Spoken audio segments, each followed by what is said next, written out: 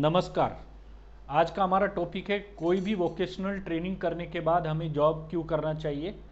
मैं Manoj Kumar Pundir, ADS foundation, Ahmedabad.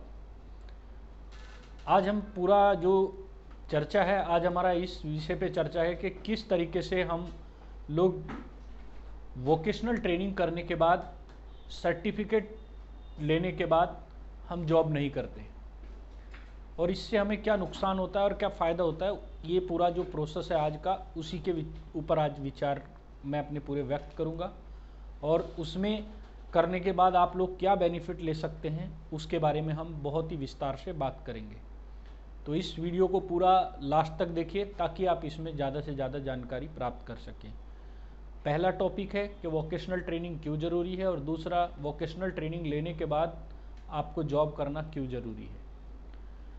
जब आप एक वोकेशनल ट्रेनिंग करते हैं, यानी कि वो बच्चे जो अपना करियर बनाने में कामयाब नहीं हो पाते हैं, वो बच्चे ज़्यादातर वोकेशनल ट्रेनिंग की तरफ मूव करते हैं। जैसे आपने आईटीआई किया है, डिप्लोमा किया है और आपने 10th पास किया है, 12th पास किया है, ग्रेजुएशन किया है, बट आप उसमें अपना करियर सेट नहीं कर पाए हैं। तो अपग्रेडेशन, स्किल अपग्रेडेशन एक ऐसी चीज़ है जिसको करने के बाद आपको कंपनी में जॉब इजीली मिल सकता है। अब देखिए, एक बच्चा आईटीआई मान लीजिए वेल्डर है, बट जो वेल्डिंग सीख के आया है वो आर्क वेल्डिंग सीख के आता है, लेकिन मार्केट में जो डिमांड है वो मिग और टिग वेल्डिंग की है। अब दोबारा से तो वो पढ़ाई कर नहीं सकता है, लेकिन शॉर्ट टर्म जो कोर्सेज होते हैं उसमें वो मिग और टिग पर ट्रेनिंग लेने के बाद जिन कंपनियों में मिग और टिग वेल्डर की डिमांड होती है वहाँ जाके जॉब अप्लाई कर सकता है और उसके बाद उसको 100% जॉब मिल जाता है। ये तो है ज़रूरत। अब ट्रेनिंग करने के बाद जॉब क्यों करना चाहिए, इसका भी मैं आपको एक बहुत ही महत्व बताता हूँ क्यों ज़रूरी है। सपोज करो कि जब आप एक वोकेशनल ट्रेनिंग करते हैं और ट्रेनिंग करने के बाद आप किसी कंपनी में जॉब के लिए जाते हैं, तो आपको वहाँ दो चीज़ सीखने को मिलती है। एक, जो आपने सीखा है उससे आपको पता चलेगा कि आपने कितना सीखा है। दूसरा, जब आप वहाँ जाएंगे तो आपको एक एटमॉस्फेयर का पता चलेगा कि जब हम घर से बाहर रहते हैं तो किस तरीके से हमको रहना चाहिए और किस तरीके से हमको बात करना चाहिए। दूसरा, आपको एक अर्निंग सोर्स भी होगा। अर्निंग का मतलब, अभी जब आप ये वोकेशनल ट्रेनिंग करते हैं, मान लीजिए आपकी एज रही होगी 20-22 साल, 25 साल, तो उस टाइम आपके ऊपर कोई एक्सपेंस का बहुत ज़्यादा प्रेशर नहीं होता है, क्योंकि या तो आप अपने माँ बाप के साथ रह रहे होते हैं या फिर घर परिवार में किसी बड़े के साथ रह रहे होते हैं, तो इससे आपका फैमिली एक्सपेंस भी बहुत कम होता है। तो अगर स्टार्टिंग में आपको सैलरी स्ट्रक्चर कम भी मिलता है तो भी आप इजीली उसे काम को अच्छे से कर सकते हैं। लेकिन जैसे जैसे आप स्टार्ट करेंगे उसके बाद आपका एक्सपीरियंस बढ़ेगा, तो एक्सपीरियंस बढ़ने के बाद आप जब नई कंपनी में या उसी कंपनी में आप आगे काम करेंगे तो आपको सैलरी अच्छा मिलेगा।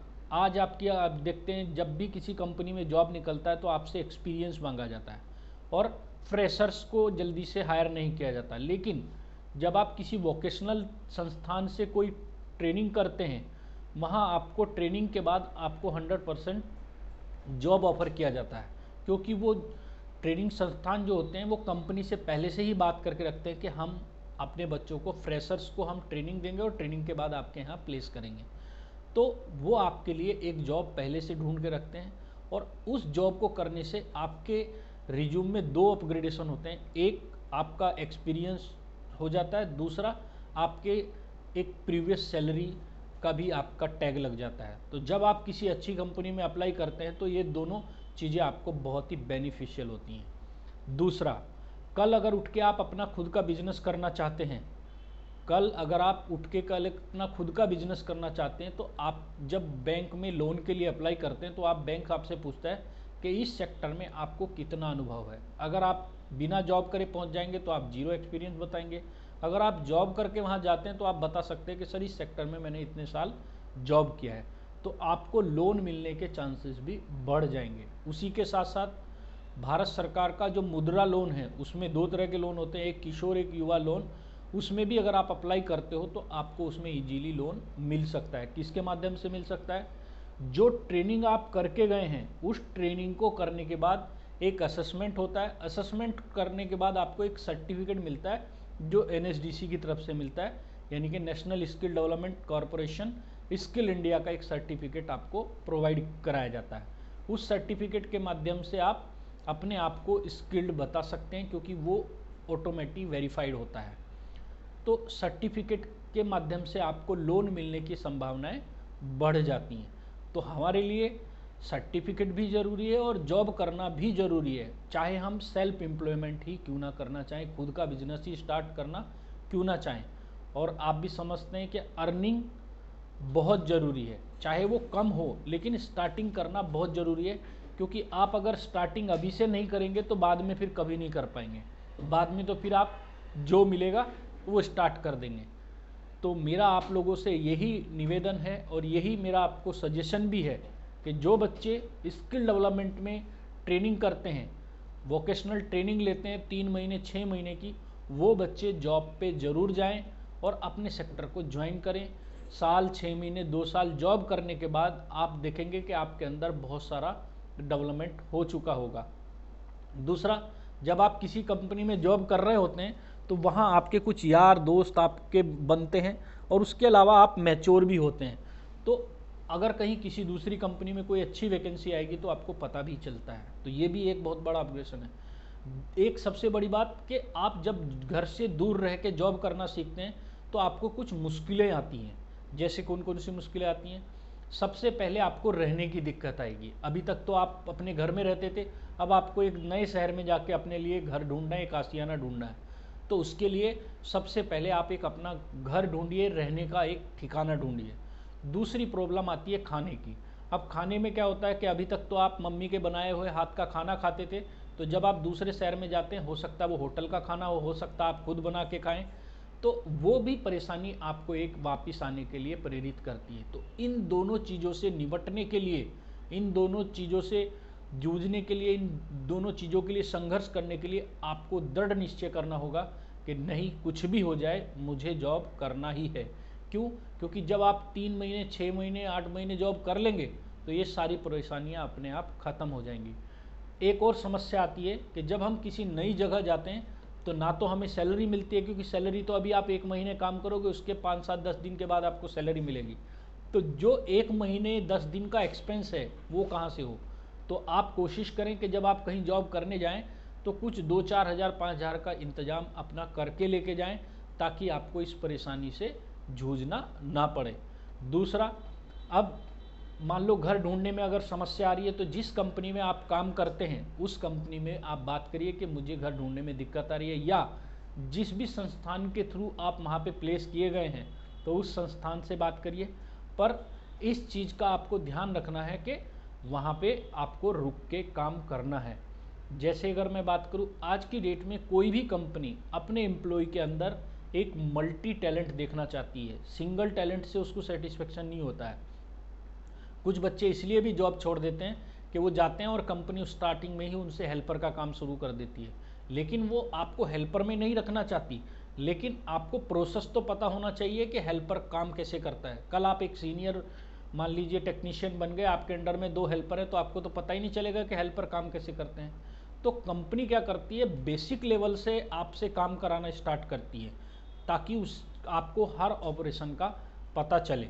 अब आपके सामने अगर मैं बात करूं तो मैं अपनी खुद की बात करूं, जब मैंने अपना करियर स्टार्ट किया था इस फील्ड में तो मैं एक कैनोपी बॉय से स्टार्ट किया था। अब आप सोचिए, उस टाइम अगर मैं सोच लेता कि मुझे कैनोपी बॉय क्यों बनना है, कैनोपी बॉय होते हैं जो छतरी लगा के लोगों को जानकारी देते हैं, तो मैं अगर वहाँ नहीं होता तो आज आपके सामने इस तरीके से बात नहीं कर रहा होता। तो स्टार्टिंग तो जीरो लेवल से ही करनी होती है, और जीरो लेवल से स्टार्टिंग करने के लिए थोड़ी सी परेशानियां तो आएंगी, पर जो लोग परेशानियों से जूझते नहीं हैं, जो परेशानियों से लड़ते नहीं हैं, जो परेशानियों से संघर्ष नहीं करते हैं, तो वो लोग आगे बढ़ ही नहीं पाते हैं। तो मित्रों, अगर आप वोकेशनल ट्रेनिंग किए हैं, ट्रेनिंग करने के बाद आप जॉब को कम से कम साल 6 महीने टिक के करें, फिर देखिए आपकी तरक्की किस प्रकार होती है। आज मैं हज़ारों बच्चों को जानता हूँ जो बच्चे आज रेगुलर जॉब कर रहे हैं 6 महीने 8 महीने, जिन्होंने किया और बाद में साल 1.5 साल 2 साल बाद चेंज किया है, तो वो एक अच्छे सैलरी पैकेज पे आज की डेट में काम कर रहे हैं। वो 8,000 10,000 15,000 20,000 25,000 30,000 35,000 तक लोग कमा रहे हैं केवल ITI पास आउट है या फिर 10th पास आउट है या फिर डिप्लोमा पास आउट है। और ये जो ट्रेनिंग है, जो वोकेशनल ट्रेनिंग होती है, ये उन्हीं लोगों के लिए बनाई गई है कि जो वाकई अपना करियर बनाना चाहते हैं, और उन बच्चों के लिए जो बहुत आगे तो नहीं जा पाए, बहुत अच्छा पढ़ाई नहीं कर पाए, बहुत अच्छा अपने आप को प्रूफ नहीं कर पाए, तो यहाँ टेक्निकली साउंडली आपको प्रूफ करना है। आप जाइए, उस संस्थान में जाइए जहाँ पे ट्रेनिंग्स होती हैं। अगर हम विशेषकर बात करें SDI अहमदाबाद, आप जाइए, उसकी वेबसाइट विजिट कीजिए, ADS फाउंडेशन की वेबसाइट विजिट कीजिए, वहाँ कौन कौन सी ट्रेनिंग्स प्रोग्राम कराए जाते हैं, उनको कराने के बाद आपको 100% जॉब प्रोवाइड कराई जाती हैं। दूसरा, ADS फाउंडेशन की तरफ से मैं आपको मनोज कुमार पुंडीर एश्योर करता हूँ, अगर किसी बच्चे के अंदर स्किल है तो वो डायरेक्ट हमारे यहाँ जॉब के लिए भी आ सकता है, उसे ADS foundation free of cost job provide कराएगा। अगर किसी बच्चे ने ट्रेनिंग कर रखा है और उसके पास NSDC का, स्किल इंडिया का सर्टिफिकेट है, तो भी वो संपर्क कर सकता है। जैसा कि वैकेंसी की अवेलेबिलिटी होगी उसके मुताबिक हम उसे जॉब प्रोवाइड कराएंगे। इसी तरह से दूसरा, एक चीज़ का और ध्यान रखना है कि आपके माँ बाप जो आपसे उम्मीद लगा के बैठे हैं कि मेरा बेटा आएगा और बाद में एक अच्छी जॉब करेगा और मुझे पैसे देगा ताकि हमारा घर चल सकेगा, तो उनकी उम्मीद को नाउम्मीद ना होने दीजिए, क्योंकि परेशानियां तो आती रहेंगी और जाती रहेंगी। तो इसीलिए अपने माँ बाप का ध्यान करते हुए जॉब पे कंटिन्यू कीजिए, और लंबे समय तक एक कंपनी में टिक के काम करेंगे तो आपको एक अच्छा सैलरी पैकेज मिलेगा। पर कुछ बच्चे जल्दी भाग जाते हैं, जिसकी वजह से वो एक अच्छा करियर, एक अच्छी जॉब नहीं कर पाते हैं। तो इन्हीं शब्दों के साथ इस वीडियो को यहीं विराम देते हैं, और आगे की जानकारी देखने के लिए अगली वीडियो का इंतज़ार कीजिए, और जल्दी से अगली वीडियो, ताकि आपको पता चल पाए। उसके लिए आपको 2 इम्पोर्टेंट काम करने हैं। पहला, चैनल सब्सक्राइब करना है, और दूसरा बेल आइकन को प्रेस करना है, ताकि आप इस वीडियो को के साथ साथ आने वाली वीडियो को भी देख सकें। Thank you very much.